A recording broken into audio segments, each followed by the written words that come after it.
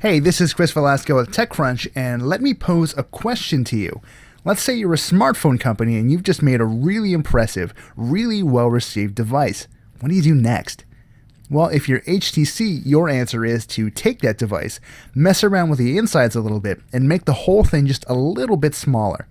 Today we're taking a brief look at the newly announced HTC One Mini, which should start hitting shelves in certain markets this August.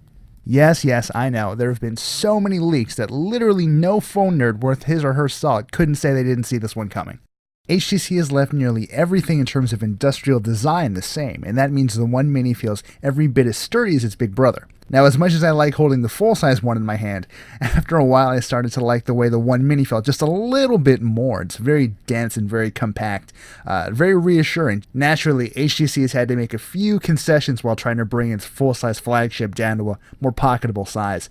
It sports a 4.3-inch display running at 720p, for instance. Now that's down from the 4.7-inch display running at 1080p that we saw on the full-size one. The One Mini also took a hit in the horsepower department, but not by a whole lot. It runs a 1.4 GHz dual-core Snapdragon S4 processor along with 1 GB of RAM. Those front-facing BoomSound speakers are back, as is the Ultrapixel camera, except with a minor and important change.